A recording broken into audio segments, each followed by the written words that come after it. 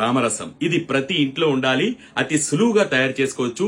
ఈ రసం మీ ఇంట్లో ఉంటే మీ ఇంట్లో ఎవరికి జలుబు చేసినా ఒక గ్లాసు నీటిలో 2 చుక్కలు ఇది కలుపుకొని తాగితే చక్కటి ప్రయోజనం ఉంటుంది. మోకాళ్ల కీళ్ల నొప్పులు తీవ్రంగా బాధిస్తే ఈ రామరసం తీసుకొని అక్కడ రాస్తే ఉపశమనం కలుగుతుంది.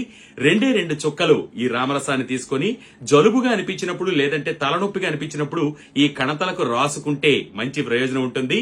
జలుబుగా అనిపించినప్పుడు ఇలా వాసన పీలిస్తే ఆహా హాయిగా అనిపిస్తుంది. ఎన్నో ఆరోగ్య ప్రయోజనాలు కలిగిన ఈ రామరసం ప్రతి ఇంట్లో ఉండాలి. దీన్ని తయారు చేసుకోవడానికి ముందుగా 100 గ్రాముల పుదీనా పువ్వు తీసుకురండి. దాన్ని ఇక్కడ చూపిస్తున్న విధంగా బాగా దంచి పొడిగా తయారు చేసుకోండి.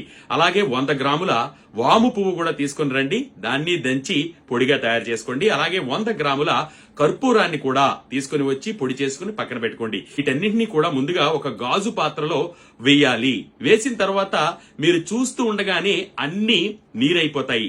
ఒకదానికొకటి ఎప్పుడైతే కలుస్తుందో వెంటనే నీరైపోయేటువంటి తత్వం ఈ ఔషధాల్లో ఉంటుంది. ఈ విధంగా నీరైపోయినటువంటి ఈ ద్రవాన్ని రామరసం అంటారు. మన పూర్వీకులు అందించిన గొప్ప ఔషధం ఇది. కాబట్టి ఈ రామరసాన్ని మీ ఇంట్లో ఉంచుకోండి. దీనిని ఏ విధంగా వినియోగించాలంటే ఎటువంటి కీళ్ల నొప్పులు ఉన్నా అక్కడ ఈ రామరసాన్ని రాయండి.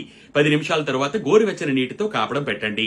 అంతేకాదు తలనొప్పిగా అనిపిస్తే 2 చుక్కలు 2 వేళ్లపై రాసుకొని ఈ కణతలకు రాసి హాయిగా రిలాక్స్ అవ్వండి. వెంటనే తలనొప్పి తగ్గుతుంది. జ్వరం, దగ్గు